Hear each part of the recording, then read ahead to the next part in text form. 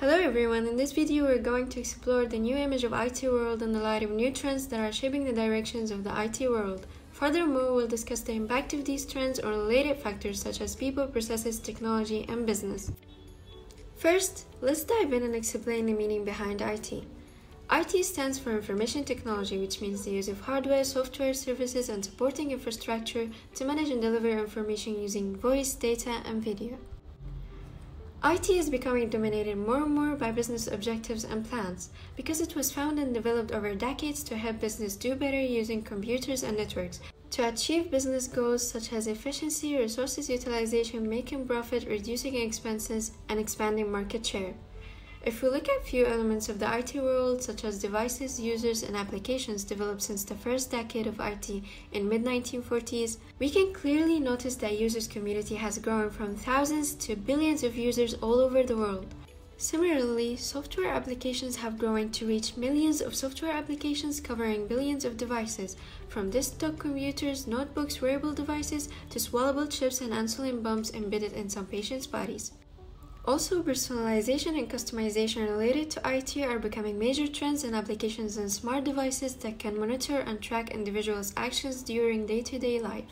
Many organizations face some challenges, such as the need to integrate information stored in different applications on different platforms, need to build resilient infrastructure that can withstand huge increases in peak loads and routine assaults from hackers and viruses, while conserving electrical power, need to increase their service level to respond to customers' growing expectation for service. Virtualization is a solution to these challenges. Virtualization is the process of creating a virtual version of something like computer hardware. It was initially developed during mainframe era. It also involves using specialized software to create virtual version of computing resources rather than the actual version of the same resource.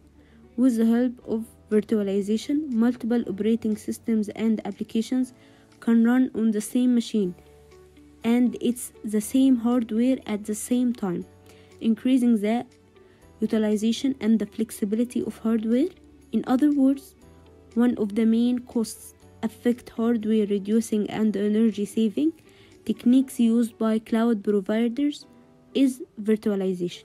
The term virtualization is often synonymous with hardware virtualization, which plays a fundamental role in the efficiently delivering infrastructure-less solution for cloud computing. Moreover, virtualization technologies provide a virtual environment for not only executing applications but also for storage, memory, and networking. Of course, we can't go on discussing emerging technologies without mentioning web services. Web services are XML-based information exchange systems that use the internet for direct application-to-application interaction. This system can include programs, objects, messages, or documents. Many organizations use multiple software systems for management.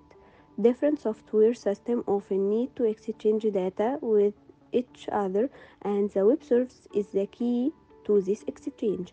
It allows two software systems to exchange this data over the internet.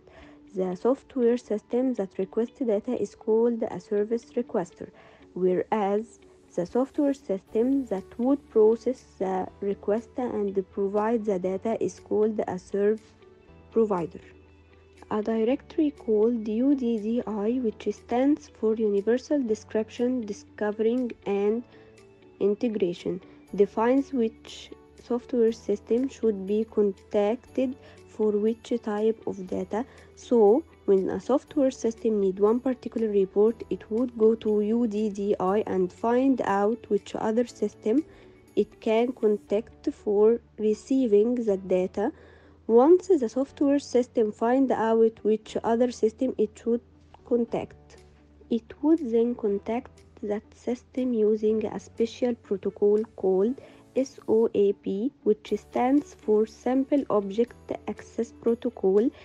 The service provider system would first validate the data request by referring to the WSDL file and then process the request and send the data under the SOAP protocol.